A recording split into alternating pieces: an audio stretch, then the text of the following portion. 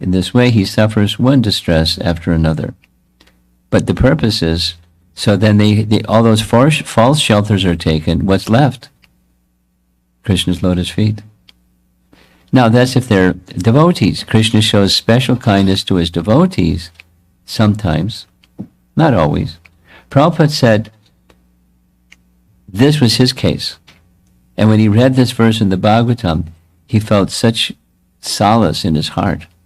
Because according to astrological prediction, Prabhupada was going to be a super wealthy person.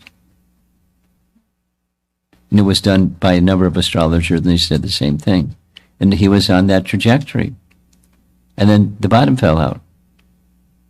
This and that and the other thing, and the wealth evaporated. You know, boo-hoo. People can become broken when something like that happens. Prabhupada wasn't broken, and then when he read this verse, he understood this is what's going on. Krishna was being very kind. Special kindness. When I especially favor someone. So maybe you'll be specially favored. Maybe you won't. But if it happens, you know what's going on. It is not prarabdha karma.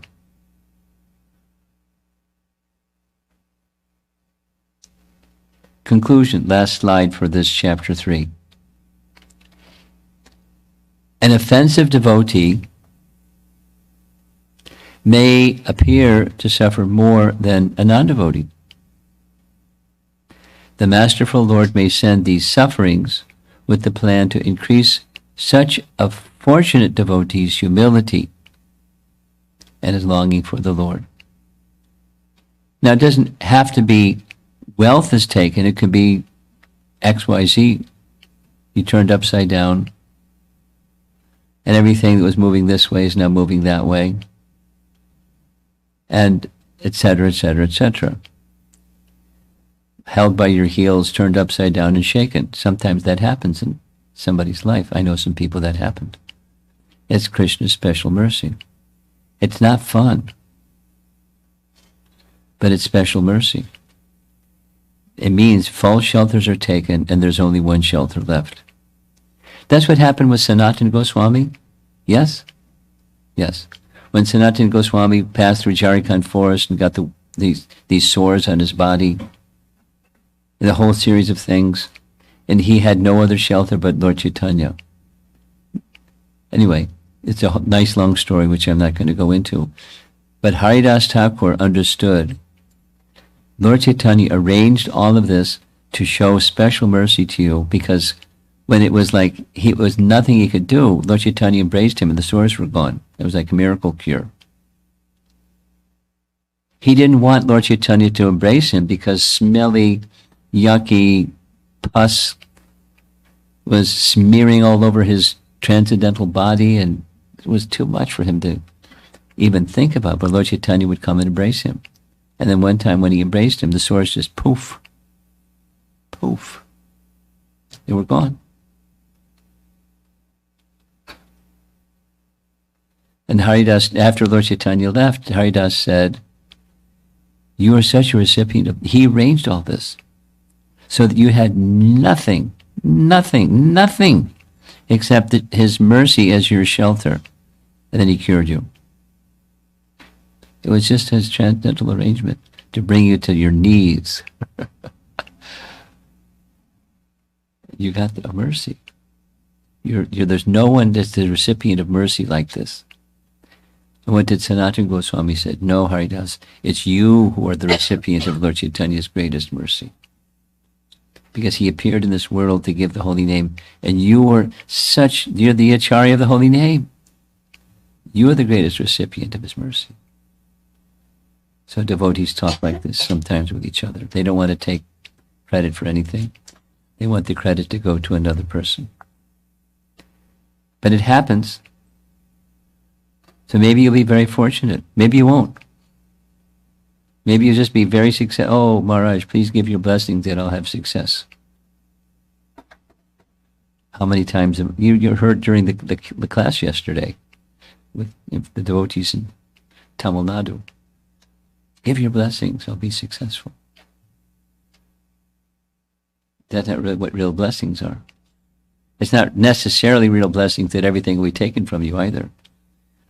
But in all circumstances, whether it's this end of the spectrum or that end, Krishna is kind.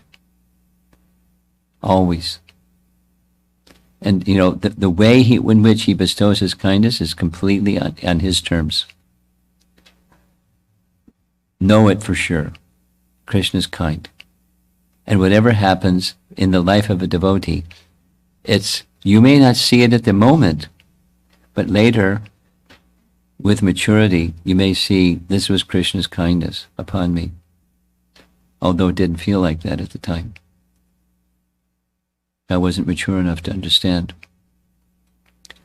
When confronted with sufferings or reversals, an offensive person may lose taste. Again, contemplation upon mercy equals taste. Within all devotional activities, that's the offensive person. Then he concludes, this is the end of the chapter. Someone may argue, I have never made any aparad. So why is I or me or this person not getting the full mercy of the holy name? And the answer is, sorry, somewhere back there's offenses, because otherwise prema would manifest. If prema is not manifesting, it means something. And that's the doctor's diagnosis, or Vishwanath Chakravarti Thakur's diagnosis. So that's the end of chapter 3. So now what we've done so far, Adau Shraddha, Tata, Sadhu Sangha, Bhajana Kriya, Anarjana Vritti. We spent a lot of our time in that Anarjana Vritti stage. And chapter 4 begins and is not even done yet, because chapter 4, which is the 4th shower of nectar from the cloud bank of nectar, nectar begins to flow. It's approaching the stage of nishta. But we're not there yet, because there's still some residual anarthas lingering around. We'll see the chart shortly, or you can look at, if you have your chart in your hand, or it's over here. There's 4 categories of lingering anarthas before nishta comes.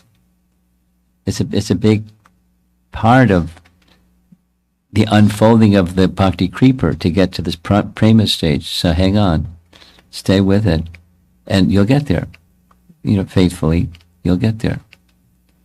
So he begins this chapter making reference to 2 verses from Canto 1, Chapter 2. In other words, he's drawing from Rupa Goswami's writings, but he's a lover of Srimad Bhagavatam. And so, again and again, just like that 10th Canto, Chapter 88 reference, he's referencing Srimad Bhagavatam, because it's the same as the teachings. Let's do this. The teachings of Lord Chaitanya are the teachings of Srimad Bhagavatam. The teachings of Srimad Bhagavatam are the teachings of Lord Chaitanya.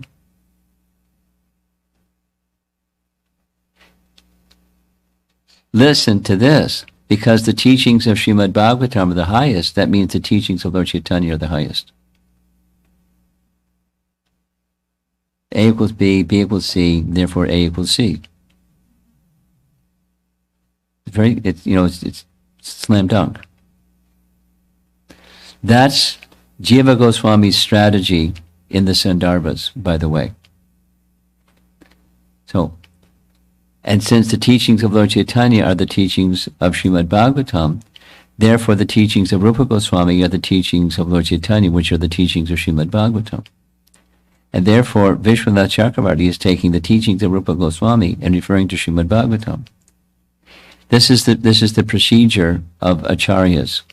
They make a declarative statement, and they support the declarative statement with reference from Scripture. And then they say, some people may argue, the Purva Paksha folks say, no, something else. And to that, here's a scriptural reference that addresses that something else. And to that reference, they say, no, that's not right because something else. So they just keep, with reference to Scripture, it goes back to the declarative statement, which is the commentary, or the purport, the meaning of Srimad Bhagavatam, which is the meaning of Lord Chaitanya's teachings. So Vishwanath Chakrabarti Thakur is very expert, very authoritative, really smooth in presenting things. It's so yummy. So it's like a smoothie. It's really nice. So here's 2 verses from Canto 1, Chapter 2, which is kind of an outline. We did some of the earlier verses already. Here's another one. Let's say the verse together. Srinvata Sakata Krishna Punya Shravana Kirtana Vidyantakstoya Bhadrani Vidhunoti Suritsatam. So the hearing of Krishna Katha, Srinvata Swakata Krishna, it results in the awakening of transcendental, not worldly, punya. What's the difference between transcendental and worldly punya? Worldly punya is you get an upgrade in material facilities. And transcendental punya is you get access to bhakti. Access to higher facilities for material enjoyment, it doesn't equal bhakti. It's not it may be produced by bhakti, but it's not the intention behind bhakti. But bhakti direct, there's indirect, and there's direct. Bhakti direct, which is hearing and chanting, it awakens spiritual punya, and hridyantakstohya badrani, abhadra means inauspicious. Bhadra, auspicious. Abhadra, inauspicious. So those things that are inauspicious, instead of saying anartha, it's abhadra in the Bhagavatam, but it's very similar. So within the heart, hridyantaksto hyabhadrani vidunoti. The process of hearing and chanting is like a janitor. He comes in and cleans your heart, or she cleans the heart of all abhadras. Now read the translation. Prabhupada's. Sri Krishna, the personality of Godhead, who is the Paramatma in everyone's heart, and the benefactor of the truthful devotee, cleanses desire for material enjoyment from the heart of the devotee who has developed the urge to hear his messages, which are in themselves virtuous punya, when properly heard and chanted, punya shravana kirtanat. So this urge, remember that there's this equation of Vishwanath Chakrabarti Thakur with the eagerness to receive mercy with taste. It's important. So this is similar. It's an urge to hear the messages. It can start with, preliminary starts with some faith, but as one progresses, it's the urge is the taste, or receiving Krishna's mercy through that sound vibration. So there's hearing, just like we're hearing. We're hearing Madhurya Kadambini.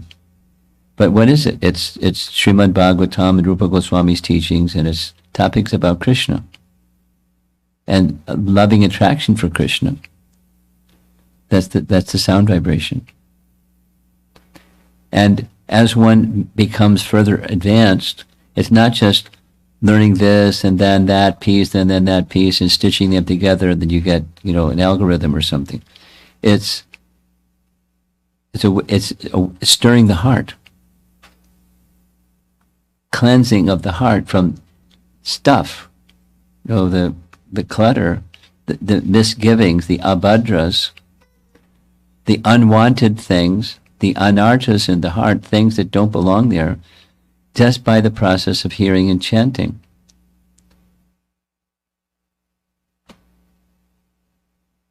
The topics about Krishna, or the Bhagavatam, or the holy name, or the commentaries of our acharyas explaining the scriptures, etc. Okay, the next Text 18. Nashta prayeshu abhadreshu nityam bhagavata sevaya bhagavati uttama shloke bhaktir bhavati naishtuki bhaktir bhavati naishtuki. So this is naishtuki indicates the nishta stage.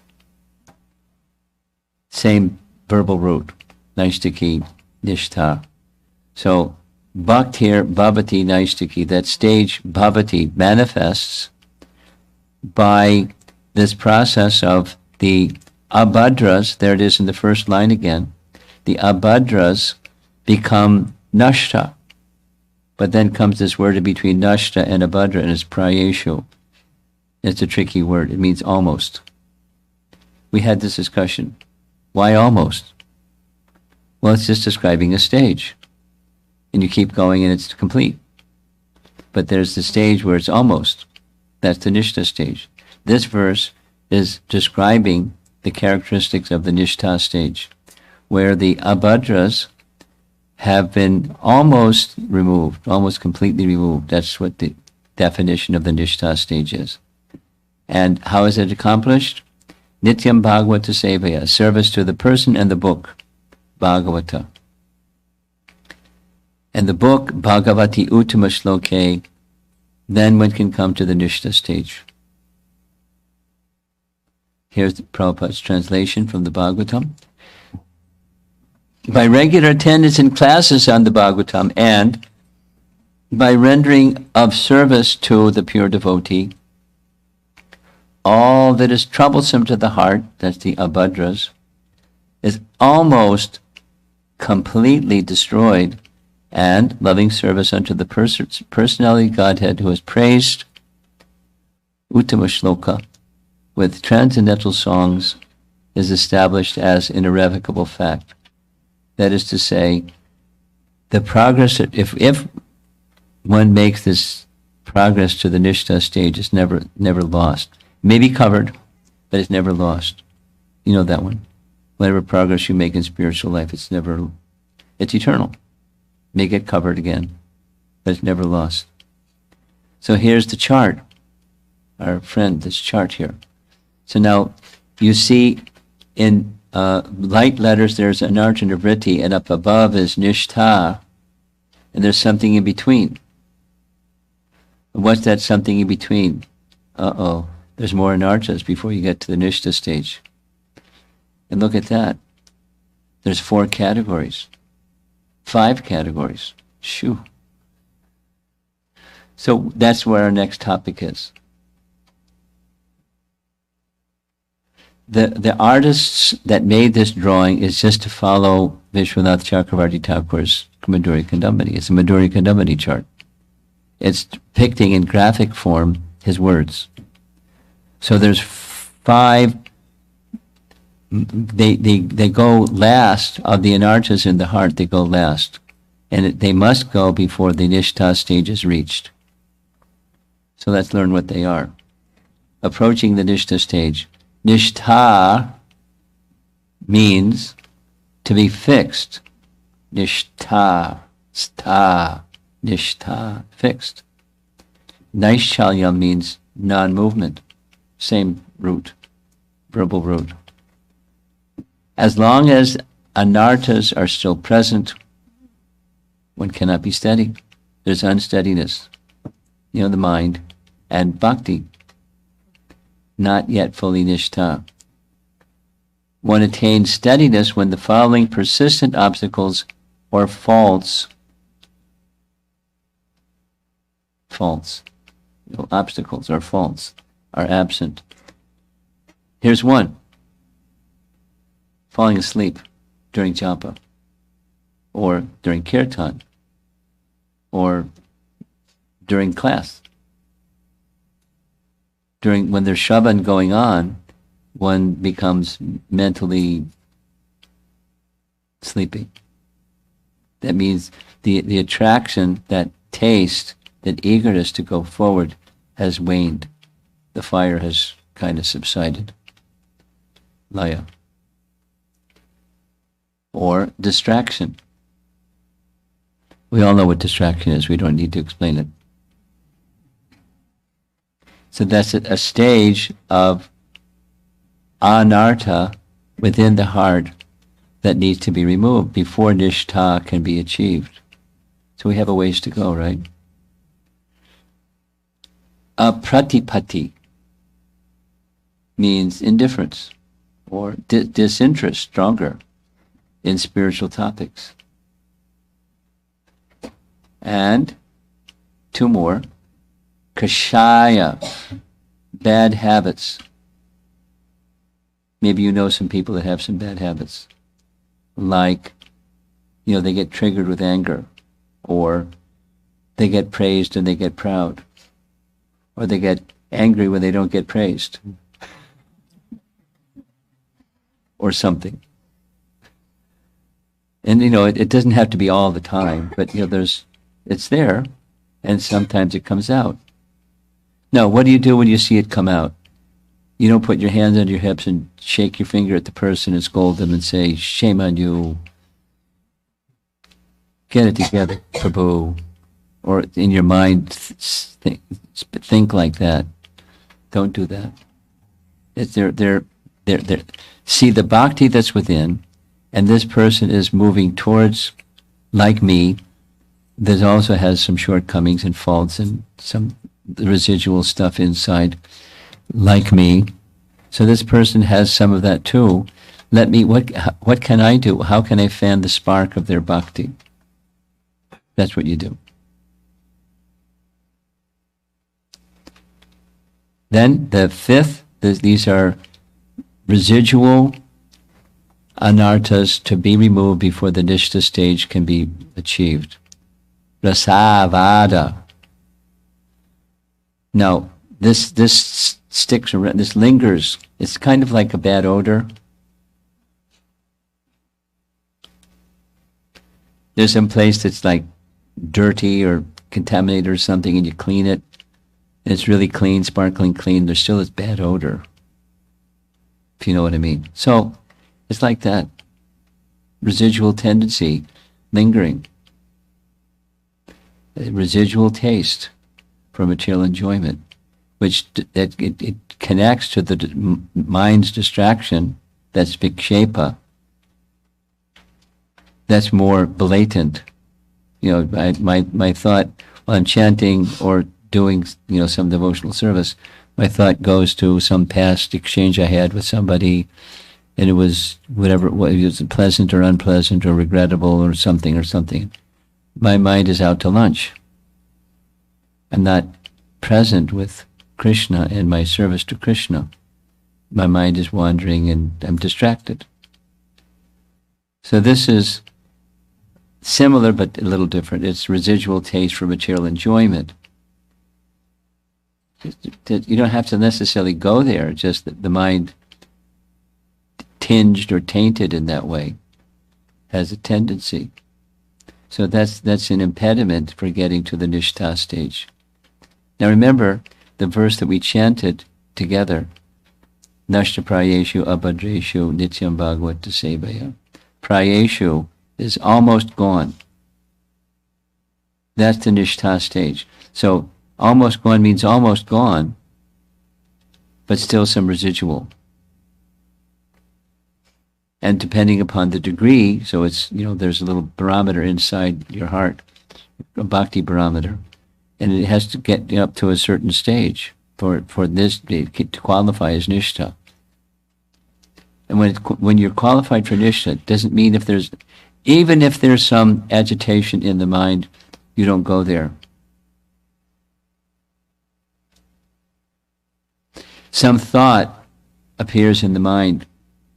You just don't invest energy in that thought that appears. And we had this discussion, didn't it, in one of the classes? What to do when some thought comes. It just has nothing to do with it. It has something to do with back there. It has nothing to do with japa or my service at the moment or something. You just let it go. You don't think about it. You're investing energy in it, and it takes life. It starts to grow, get bigger.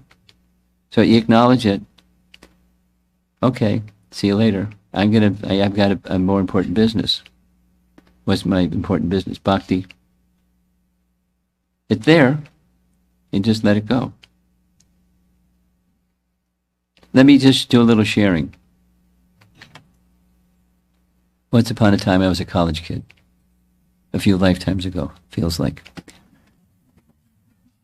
And one of the things that I did, by Krishna's arrangement, is, I shared this yesterday evening. Well, I was in a house in my senior year of undergraduate school with a house full of people that had different spiritual practices. It was just kind of arranged by Krishna. In retrospect, that's what it was. I didn't know what it was, but that's what it was. So one of the persons in this house was very involved in Zazen. What's Zazen? It's a type of Zen Buddhism. And the place where I went to school was in State University of New York at Buffalo, and just down the road is Rochester. And there was a celebrated Zendo run by Philip Kapleau. He wrote a book, Three Pillars of Zen. So I read the book because one of the fellows in our house was doing Zazen. So we built a Zendo in the house. It wasn't a japa room. It was a Zendo. And what was the Zendo? It was just 4 walls and blank. We had little, padding, place to sit on like you do when you're doing yoga and stuff like that. And the discipline was, this is what I did for about 4 or 5 months. Early in the morning, when most college kids are Z'd out, I was up early in the morning, take the morning bath, go in the Zendo and sit and do nothing. But the discipline was, you're looking at a blank wall, and the idea is, don't become attached to your thoughts. You're the observer of your thoughts, and there's your thoughts. And it's like clouds passing through the sky. And okay, here on the screen comes a cloud. Here on the screen comes a cloud. You see it, but you don't invest energy in it. It's just, there it is. Now, most people interact with their thoughts, and it becomes their life. Is the thought, or desire, or something. I like, I don't like, something. And they invest in it, and it becomes their life. They start acting on it and feeling, and da-da-da-da-da. So you just let it go. And it's gone. You didn't interact with it. Oh, here comes another one. And there it goes. And after doing that for 1.5 hours to 2 hours every morning, what started to happen was there's no clouds in the sky. There's a clear sky. I mean, some clouds, but the thoughts and desires and stuff kind of like dialed down. It was powerful. And then I stopped doing the Zazen, got up and, we cooked macrobiotic food because that was cool at the time, and offered it to Krishna. And as soon as I stopped the discipline, mind started getting cloudy again. My realization from that was, it's powerful and it's totally artificial. It's not life. You don't live looking at a blank wall. You live life. It's exactly what Prabhupada said. Desire is of the soul. So don't stab it to death or anesthetize it or something. But how do you purify it? So when you're distracted, this is now back to this thing. When there's residual taste for material enjoyment, when you're doing, hearing, chanting something, the mind may go to those somethings because there's some residual, a taste for enjoying something. It's maybe a number of 15, 20 somethings you just don't even think about. They don't think about them anymore. But something you think about because there's still some taste. And then you get involved in it. It becomes your life. Because what happens in the inside comes out. So what to do? chant without offense, which is what this section is. To get to offenseless chanting, it means those kinds of things, these 5 things, they subside. How do they subside? How does anartha vritti work?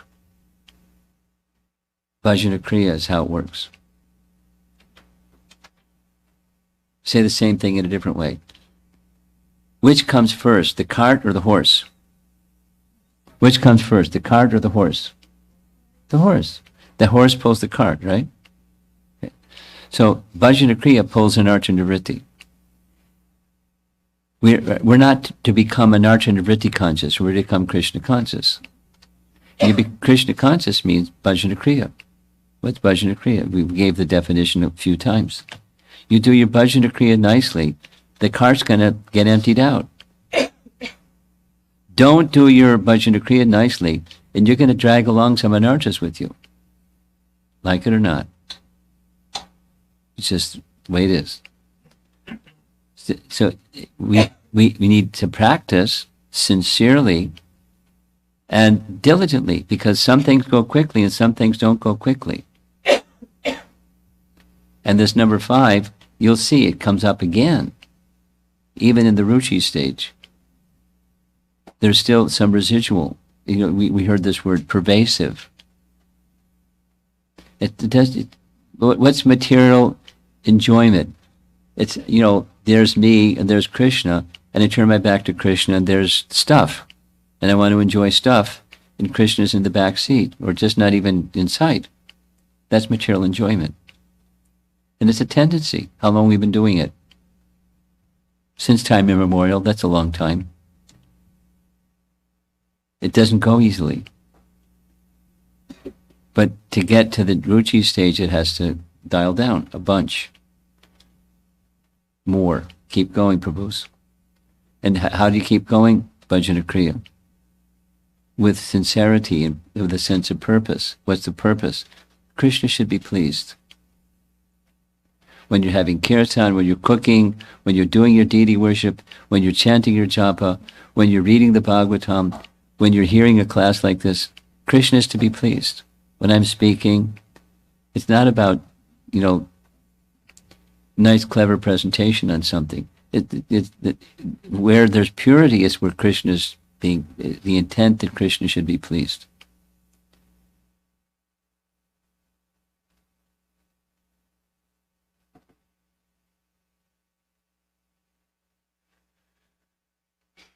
That's our life. I'm going to share something that's a little off track, but it's before coming here, I was in Chicago. Before going to Chicago, I was in New York. And I was in New York because there's a trial. Some of you know about it. For 19 years, there's been a case in court to get back that ISKCON Incorporation that Prabhupada established in 1966. 19 years ago, somebody usurped it. And we've been in court to fight to get it back. It's a fight worth fighting. And one of the persons who was a witness on behalf of the plaintiff, that's the GBC, was Sri Dayananda Maharaj, because he was one of the early GBCs, and he has a really good memory, and he's a very good speaker, as many of you know. So he was the first witness on behalf of the GBC plaintiff. And we were sitting out in the hallway before going in for his testimony, and he turned to me. You know, he's a very interesting person. He's very humorous, very lighthearted. He makes lots of jokes. You know, he's a very happy person inside. But he's also very serious. And so he turned to me, spoke softly. He was about to be called. He said, it's all dependent upon Lord Nrsingadev. Said anybody, this is more or less what he said, anybody that's been around for a while, as you and I have been, it's not a matter of being an eloquent speaker. not at being a clever person and give good answers to tough questions. It's all dependent upon the mercy of Lord Nrsingadev. And my prayer is, may Lord Nrsingadev give me the capacity to speak properly on his behalf. It's resting on everything is resting upon Krishna's mercy. And it's not cleverness or expertise at anything. Learning how to cook something, or learning how to dress your deities nicely, or learning how to sing nicely, or learning how to this or that and the other thing nicely.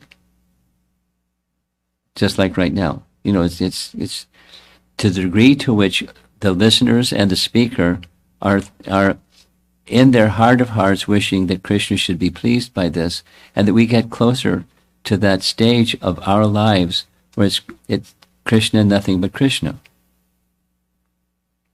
That's where we want to go. That's necessary to get beyond these anarthas. That's the bhajana kriya essence that takes us beyond anarthas. Okay, so now this is going to go quickly. We're almost to the end of this chapter. It's a short chapter. He says there's two kinds of steadiness. Really? There's steadiness that can be achieved directly from bhakti itself. Here's the Sanskrit phrase, sakshat bhakti vartini. Varta means path. Sakshat bhakti vartini. What does this mean? Some say that steadiness is attained in progression. That is, first steadiness in your physical, then mental or verbal, and then your mind. Others say progression can differ depending upon one's eagerness to serve in a particular capacity.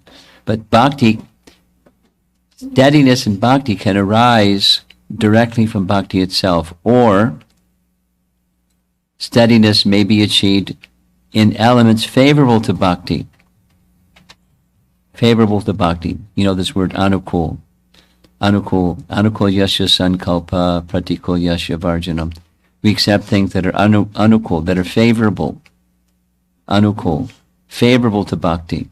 So if you do those things that are favorable to bhakti, then steadiness can arise. What are some examples of favorable to bhakti? Things like giving respect to others. Say it flip. You don't respect others. That's bad. It's not good. Or you consistently. So consistently may be mode of goodness. However, as we've all experienced and we know from Bhagavad Gita, in addition, goodness has a mix. Passion and ignorance are mixed with goodness. So unalloyed goodness has no mix, but goodness has a mix. So somebody that's good sometimes may lose it and become, and then back to goodness, because there's other modes of nature that are competing for supremacy. That's what Krishna says in Bhagavad Gita. However, that steadiness in these respectable or cultured or mode of goodness, conduct, humility, mercy, friendliness, without having yet attained actual steadiness in sakshat bhakti, it may give rise to nishta.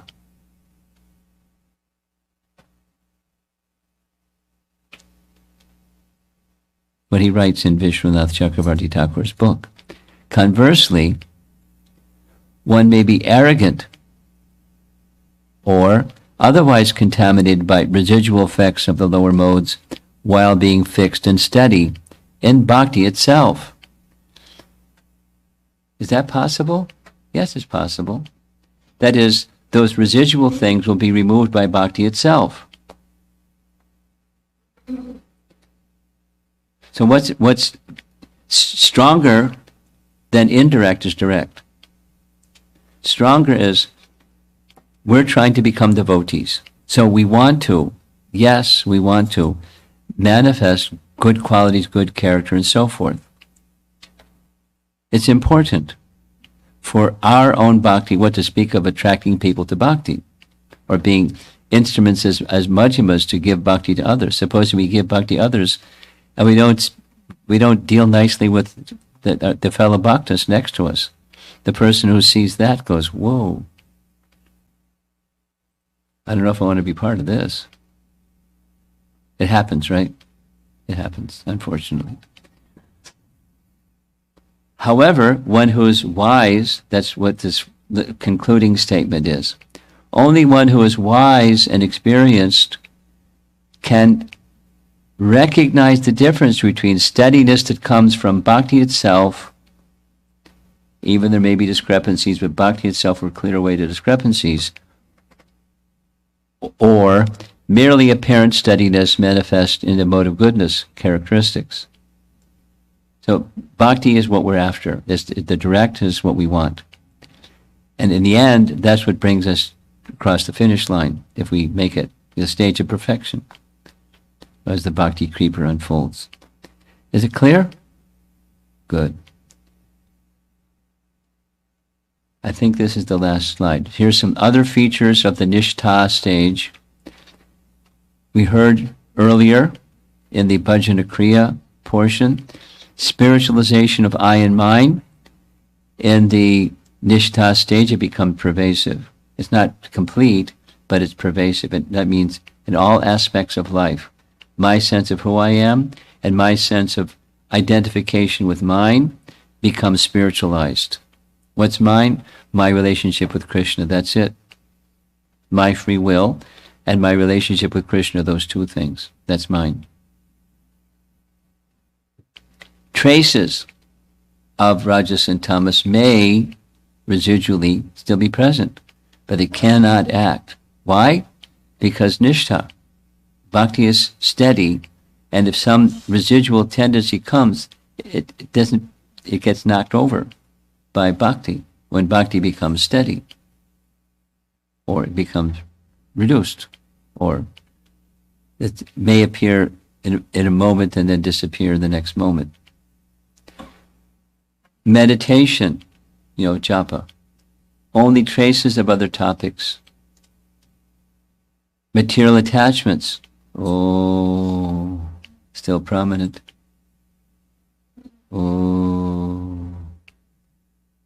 False ego. Material attachments. Keep going, Prabhus. And now how to determine if one is on the platform of nishta? That's a good question. See whether they are intense in their endeavor to hear and chant, or if they are slack.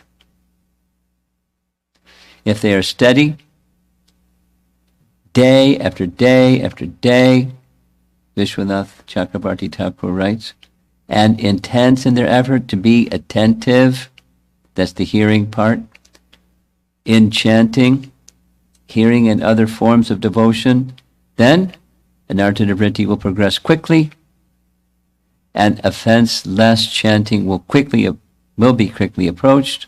Such sadhakas are approaching the stage of nishta. So there's the criterion for evaluating. Summary. This is the next to the last slide. The laxity or intensity of effort, this is a nice phrase. Laxity or intensity of effort, as well as the difficulty or ease in hearing, chanting, and doing other devotional service, are the criterion for entering into as well as evaluating steadiness or nishta in bhakti. Ta-da! Now here's a nice chart which is interesting. It's not directly from Madhurya Kadambini, but it's somebody that's studied Madhurya Kadambini and taught Madhurya Kadambini. And those of you that don't need to take a camera out and take a picture, I'll send this to this particular slide. I'll send it to Jai Sachinandana, and you can have a copy so you don't have to take a picture. But on the left side, you recognize, because it's right in Bhagavad Gita, Anamoya, Pranamoya, Manamoya, Jnanamoya, Vijnanamoya, Anandamoya. Remember those? Bhagavad Gita purport. So the lower three, they're not even in the stage of bhakti. But bhakti begins where there's Shraddha, Sadhu Sangha, and Bhajana Kriya, which corresponds with Jnanamaya, with a stage of consciousness, because this is descriptions of consciousness, where you become conscious of Vedic knowledge and become enriched and purified in consciousness elevated by Vedic knowledge. And then comes the science or the application of that knowledge, some realization, Vijnanamaya. And that's this Anartha-nivritti nishta ruchi asakti. And that's all in the Madhyama stage. That's us, by the way. Madhyama stage. And then the topmost stages, Bhava and Prema, the Uttama platform, is the Anandamaya, the pure love of Godhead. Nice. So on the right, the stages of devotional service, which is the topic of Madhurya Kadambini, with other references from the Taittiriya Upanishad, is found right in Bhagavad Gita, stages of consciousness. And then on the far right, these are terms of Rupa Goswami, Kanishta Madhyama Uttama, Adhikari.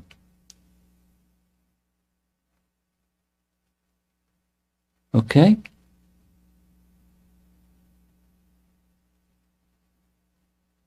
Anyone confused?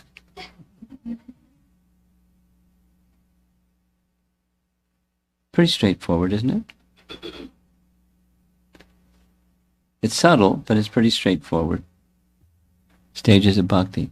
Moving from the anartha-nivritti closer to the nishta, into the nishta stage. Let's see if there's some discussion. Way back in the corner.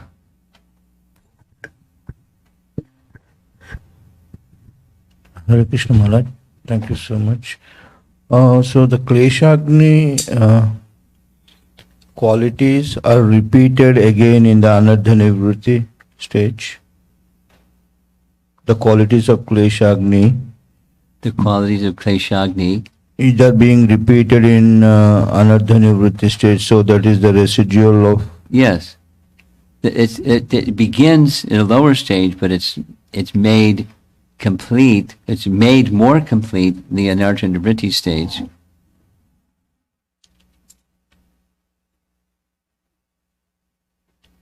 So when the creeper grows, it's got two leaves, but more leaves and more leaves. You've seen, like a tulsi plant, more leaves and more leaves.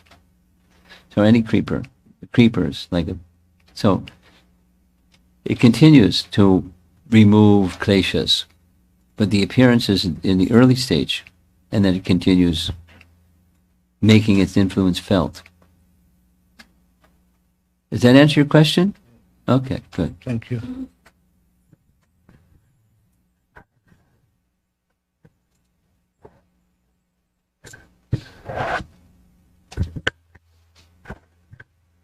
Hare Krishna Maharaj, thank you for the wonderful lecture.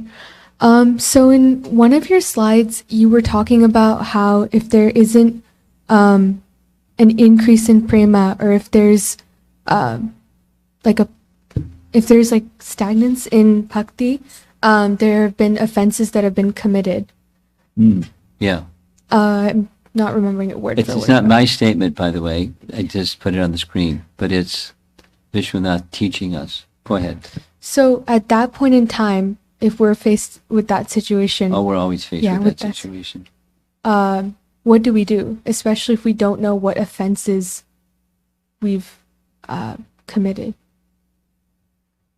What do you do when you don't know what the offenses are that you've committed?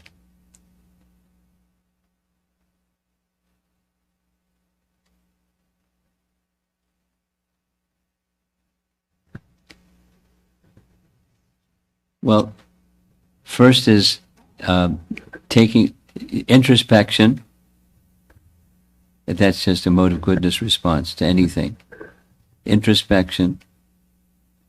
and you look within through knowing that the heart is not pure, look within through the lens of Scripture. And the lens of Scripture will tell you, I don't know what offense it was, but I'm not experiencing prema, and that means there's something in there that's in the category of unwanted, anartha, arising from offense. Now, what do I do about an offense that I don't know? So it's just do a reality check. The first point is this introspection. You do reality check. This is Bhaktisiddhanta Saraswati Thakur also, by the way. Look within, introspect. Something is there. What the cause is, I don't know. But I know what it is, or at least in the category of an offense. Now, since I don't know, what should I do? Which is your question. But you start with the introspection, and let me carry forward. Supposing it's an offense to a sadhu. Supposing I don't know who that sadhu was or what the offense was, then you can't go to the sadhu. If you do know, you go to the sadhu. But if you don't know, what do? This is Prabhupada. We have in our daily prayers this nice prayer that says that the Vaishnava, Vancha kalpa turubhyascha kripa sindubhya evacha patitanam pavanebhyo Vaishnavebhyo namo namaha. Oh Vaishnavas, namo namaha. I offer my obeisances again and again. I don't know which of you or how many of you I have offended, but namo namaha. And because by nature you're very kind, Kripa Sindhu, you're an ocean of mercy. Please give your mercy upon this person. That is, so it's humility and appealing to the Vaishnavas in general, or a specific Vaishnava, if you have an idea that someone feels that you have offended, whether you have or not. You go to that Vaishnava. We heard that description. And otherwise, if I don't know, so then you put the cart before the horse. The anarthas that's there due to offense, that's part of what's in the cart. I put my bhajana kriya in the front. That's the horse. And let me, as far as I can, meticulously perform my devotional practices, starting with the holy name, because that's the most powerful and direct way for me to associate with Krishna, through the medium of his pure holy name. Now there's something blocking me and the pure holy name, and that's my offenses. So I am acknowledging that, and it's on Krishna's terms when he'll show his mercy, but I'm eager for the mercy of Krishna to get that cartload of anarthas diminished, because I can't do it on my own.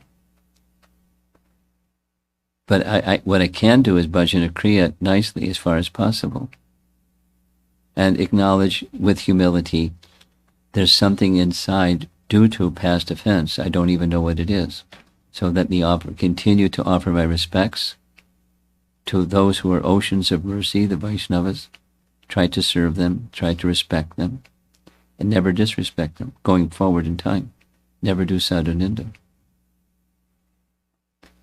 And that's our path. That's what you do.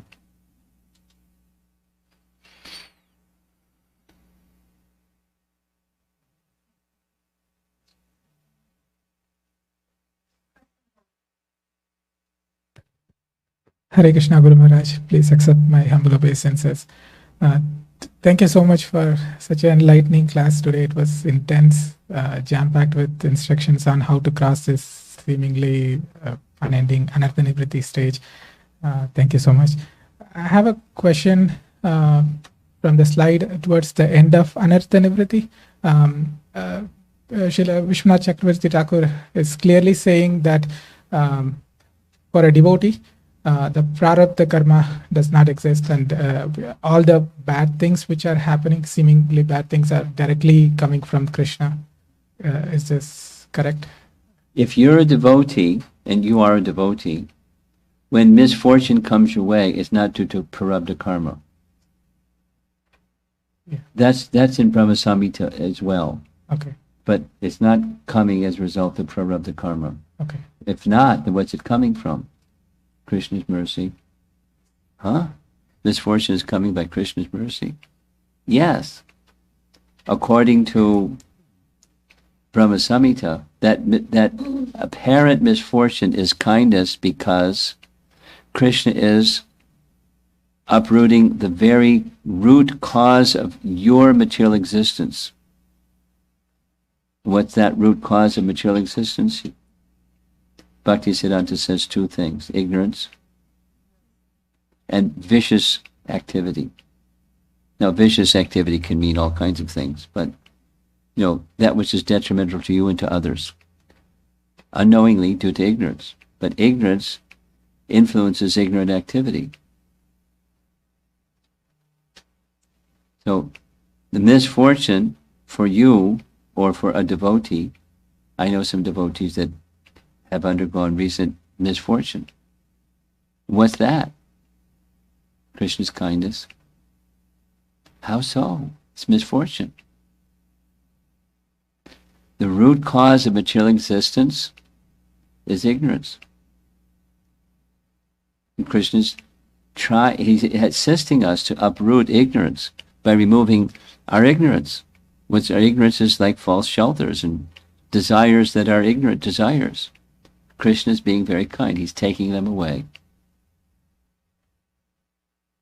And we're not saying thank you either. Is that all right? Yes, Maharaj. I have a follow-up on this. Okay. So, I see in our movement there are very nice devotees who are still kind of approaching like astrological remedies like gemstones, vastu, and so and so. Okay. From this statement of Sripad Chakravarti Thakur, it looks like that's wrong. They are just knocking the wrong door, right? For remedy, when those are not the cause for the apparent suffering. Avanti Brahman story, you know that? You know what the Avanti Brahman story is? Canto 11 Srimad Bhagavatam, Krishna's teaching Uddhava about the root cause of suffering. And in the Avanti Brahman story, you'll find it in the 11th canto. Read the chapter. There's a whole section when he's evaluating. He's a Brahmin, but he's getting beaten up by circumstance. Bad. Very much like what that 1088 says. He lost everything. And his family treated him badly because he wasn't treating them nicely. He was a miser. So, he's suffering and suffering and suffering and suffering, and he's now, what's the cause of my suffering? Is it this? Is it that? Is it the other thing? It's like 8 things he evaluates, and he rules them all out. You mean some of them, but he rules them out. You can read it. Okay. There's the verse in purport where he's going through the list.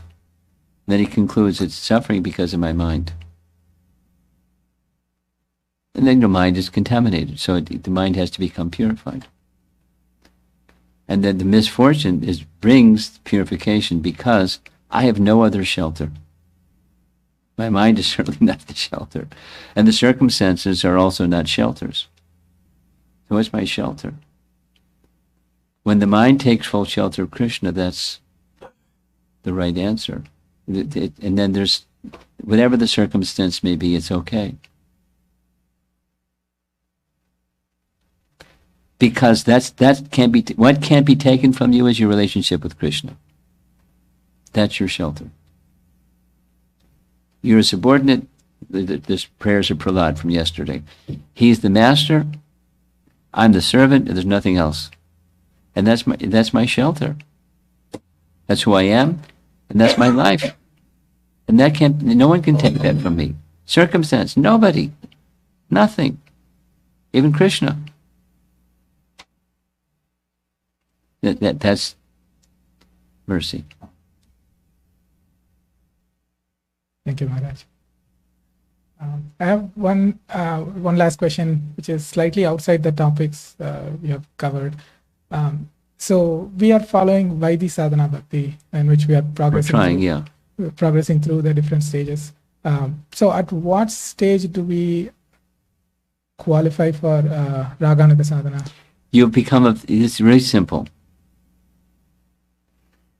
It's right in Madhurya Kadambini.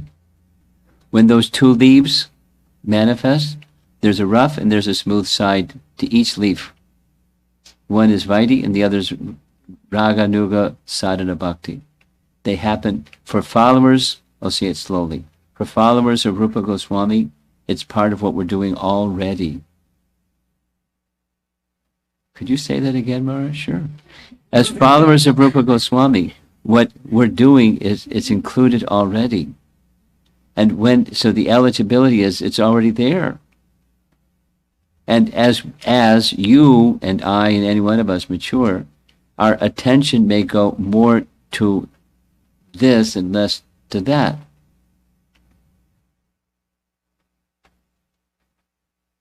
It's a stage of maturity. And then your activities move from, you still do Vaidhi. Let's go to Raghunath Das Goswami. He's a good one to go to, right? What stage of Krishna consciousness was he on? Prema. What about his vidhis in sadhana? Like lines in stone.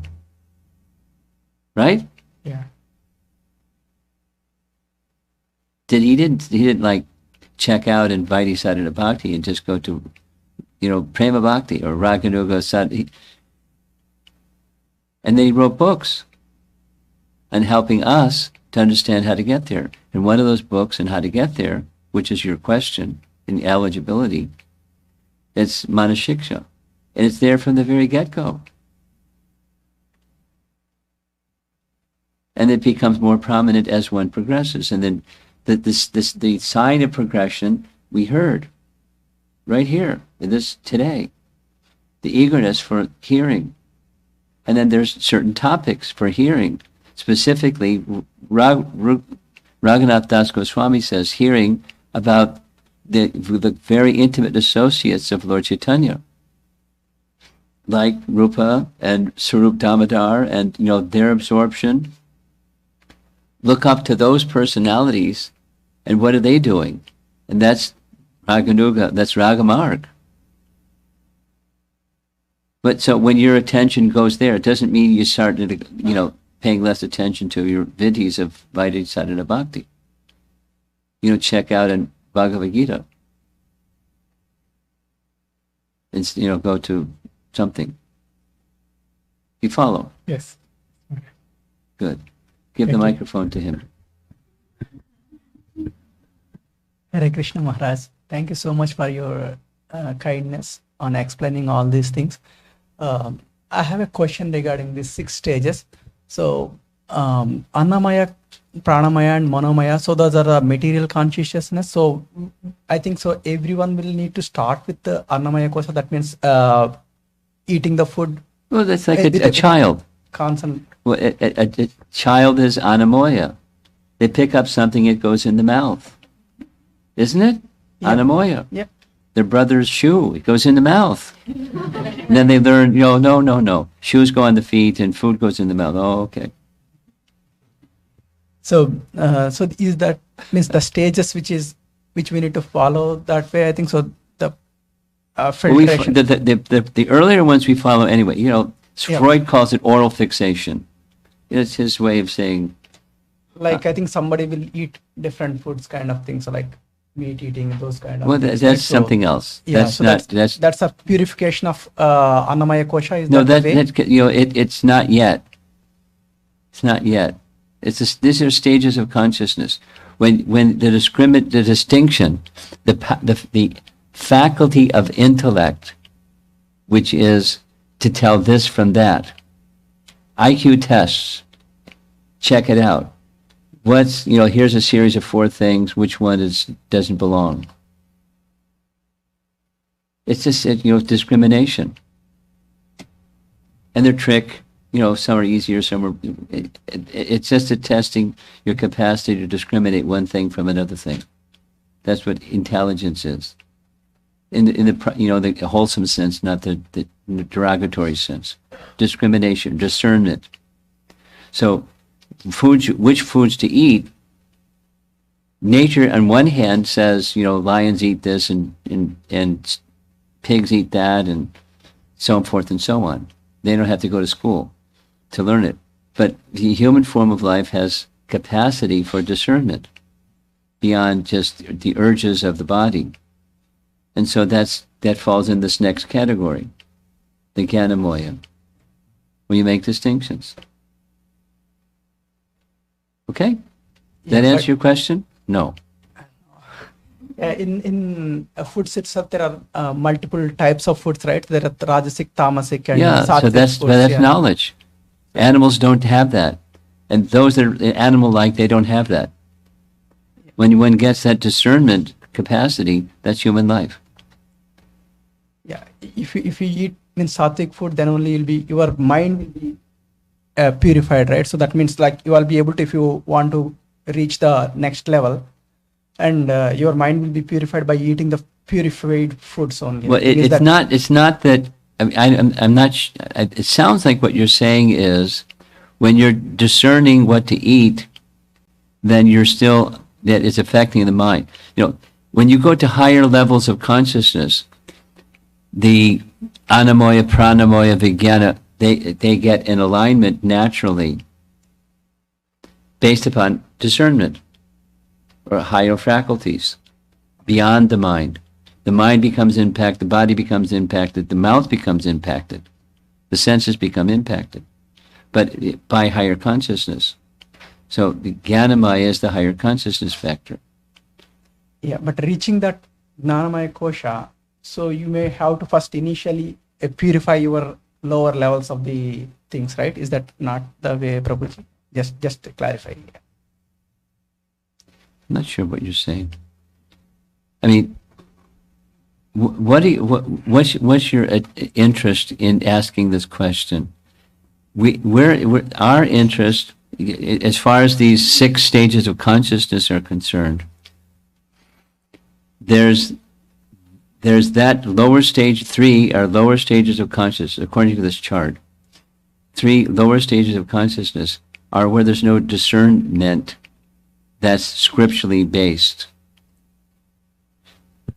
No, supposing somebody's a nutritionist. They're not spiritually based. They're not Veda wisdom based. They're just nutrition based.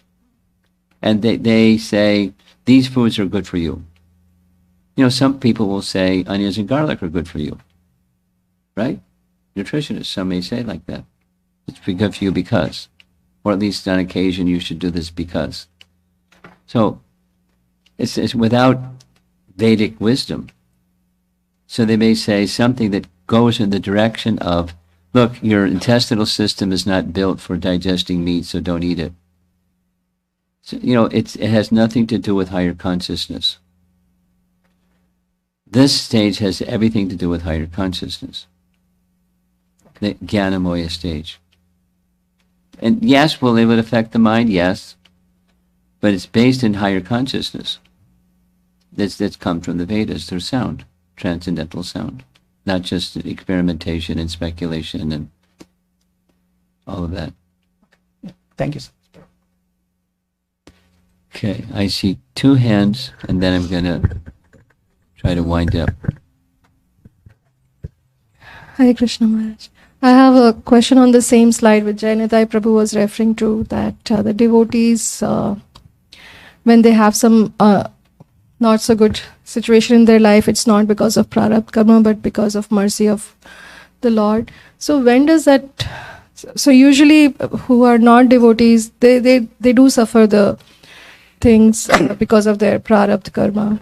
Non-devotees do suffer because of prarabdha karma. Yes. Right? Yes. Yeah. So then when does that transition happen? Like you have just started your devotional life, somebody has started. Okay, fine. And they're oscillating sometimes, and then sometimes. Sometimes, yeah. So when is it like after a certain level, like a Madhyamadhikari stage, when you are more steady, that's when you can think that now the prarabdha, it's not the prarabdha karma. Because initial stages you could be a devotee sometimes and not a devotee sometimes, and you're just like trying to get there. Okay. When does that happen? Now I see. I think I see what your question is. Well, let me think about this, but my initial thought about this is the proportionate to phrase that Prabhupada uses sometimes or often. Proportionate to. Now, I'm in the beginning stage and I'm checking in with Krishna, and that's placing me under the care of the internal potency, and that gives me protection from the external potency. But then some time passes and I kind of check out. I check out. Or kind of check out.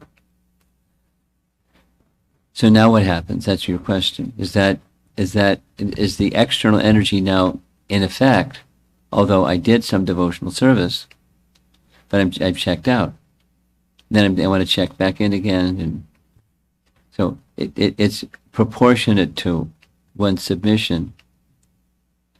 You know, the energies of Krishna will interact proportionate to our submission to Krishna.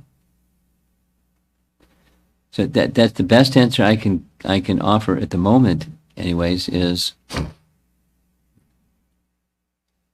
the external energy acts when our face is turned away from Krishna. The internal energy acts when our face is turned towards Krishna, and it's proportionate to, and it vacillates. Now, the other part of your question is, at what stage it's become steady, or like it's not vacillating? Is it the Madhyama stage? That was part of your question. When we can say that it's not the prarabdha karma, like if some devotee is suffering, some bad health situation, and then we say, oh. My understanding is this. Checking out is different than, the ups and downs, when bhakti becomes stronger and bhakti becomes weaker, and bhakti becomes stronger and bhakti becomes weaker and becomes stronger. The sine curve feature of unsteady bhakti. That's not checking out. It's just due to conditioning and circumstance, etc. Bhakti may become weaker, but that person is also a bhakta. Even their bhakti is weak, they're a bhakta because they're carrying bhakti in their heart. So what is that? It's an inclination, favorable inclination towards the Supreme Person. So in devotee circles, or in the world of persons who are religious, besides Hare Krishna people, there are people in the world that are religious and they have some faith in God. So what energy are they under? Because they sometimes do bad stuff in the name of, it's okay to do bad stuff, like meat eating. It's okay. Animals have no soul. They don't have any feelings, so it's okay. By some, very sad misunderstanding. The inclination favorable inclination towards God is the operative factor, my understanding is. And then there's degrees of, then if that favorable understanding is there, this is what Prabhupada would speak very strongly about, then you should follow what that teaching is, that the religion is that you're part of. And so same just go back now to devotees of Krishna or devotees within ISKCON, or a new person in ISKCON Sangha. If their bhakti is vacillating between weak and strong, they're still bhaktas, and they're still under the influence of the internal energy, but proportionate to. So the darkness may act in their life because their bhakti has become weak, and they may say and do things that are not becoming of a Vaishnava or one who's carrying bhakti in their heart. But they're still carrying bhakti in their heart, unless they turn their back completely on Krishna. That happens. So it's proportionate to is my answer. Behind you, there's someone with a question. Hare Krishna Maharaj. So, to elaborate on Damodar Leela's question, I remember Prabhupada used to liken the karma that we experience as token karma. So, and he compared it to unplugging the fan, and the blades are still moving. Yes, I'm familiar with that. Right. So does that mean that if a devotee like has a temporary fall down, that they plug the fan back into the socket? Yes.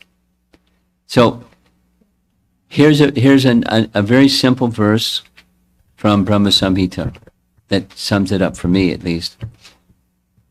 Those of you that know the verse, you can say it with me. Yas tvindra kopam atavindra mahosva karma bandhanurupam palabhajanam atunoti karmani nirdahita kintu cha bhakti bhajam govindamadi purusham tamaham bhajami. So the verse says, from Indra down to Indragopa. Indragopa is right in the verse. Yas tvindra gopam. What's an Indragopa? I found out what an Indragopa is, by the way. Indragopa is a little insect, it's reddish in color, and they have a tendency to proliferate so much that they look like the ground is red, but it's just little red insects. So from Indra down to the Indragopa, they're getting their due response or reaction to their past activities. No, it's not that an Indragopa is generating any new, but they're getting their previous karma. You know, Twindragopam Atavindra Svaho Svakarma, their own karma. And who is that being administered by? Govinda. I mean, through his agents, through Super Soul. And then there's another category, the Bhakti Bhajam category. Same as Bhajana Kriya, Bhakti Bhajam. Those that are engaged in devotional service. It's another set of rules. And that other set of rules is, for those engaged in Bhakti Bhajam, Govinda is arranging for the very root cause of their material existence to be extinguished. So that suffering is the kindness of Krishna to remove the root cause of their material existence, which is ignorance. And for the others, it's just their karma. No, so back to the residual fan. That's token karma. It's just the residual experience. But her question specifically was, is it karma? Well, it's the residual effect of the blades of the fan spinning unless they plug it back in again or turn the switch back on again. And then it's different. Does that satisfy you or no? Kind of, but not quite, I can tell. Yeah, it's a little complex. I guess if a devotee, my understanding was when a devotee takes up the process of bhakti, that they're unplugging the fan, which is the karmic reactions that are coming about from sinful activities. Well, pious activities too. And pious activities. But once they take up bhakti, they unplug that fan, and then the blades are still moving, and that is what is called, and correct me if I'm getting this wrong, but that would be the token karma. In other words, the suffering that we would endure from that is to remind us of our past misdeeds. But it's not the same as fresh karma. It's not. Right. So it would be that we're purified by that token karma. Exactly. Okay. Exactly. And it's what the Brahma Samhita verse is saying, which is Krishna's helping such a person become freed from the root cause of their material existence. The token reminder or the token punishment is to help them. That was a bad choice. Material happiness pursuit was a bad choice. And that's the lesson that we should gain from that. And that we're no longer producing karma. That's correct. However, my response to her question is it's possible that one can check out completely from Krishna Bhakti and plug in again to material activity, immaterial consciousness. It happens. And then Then they're karmic generating reaction new is stuff. produced again. It's not just the blades of the fan residually spinning. Right. They're generating new stuff. Okay. Okay. You're so enthusiastic. I'll allow you the last question. Okay, online question. This is from Aravinda Devarkonda Prabhu. There's a bit of context and then the question is there. Prabhu is saying, I recently had a discussion with a devotee who says that since all of the 9 processes of bhakti are the same, he prefers to practice any one of them based on his mood every day. I mentioned that Shravanam is the foundation of everything and urged him to first hear every day and then carry on with other practices, but he refuses to hear unless he feels like he is attracted to it. That particular day, I did the same for the second time and he refused again. I feel I have offended him in some way now. Uh-oh. Kindly help me understand if this is an offense from my side to persuade him to accept my point of view because I am convinced of its efficacy. Well, it's not an offense because you're repeating what... And in any case, when you're repeating the words of predecessor Acharya, especially our founder Acharya, just like this Mataji was doing with the blades of the fan. And it may appear to someone in the room, it was like, contradicting me. That's not an offense. It's dialogue. It's Vaishnav Sangha. So you didn't make an offense. You're just repeating what you've understood from Scripture. And if the person says no, then, that's another kind of dialogue.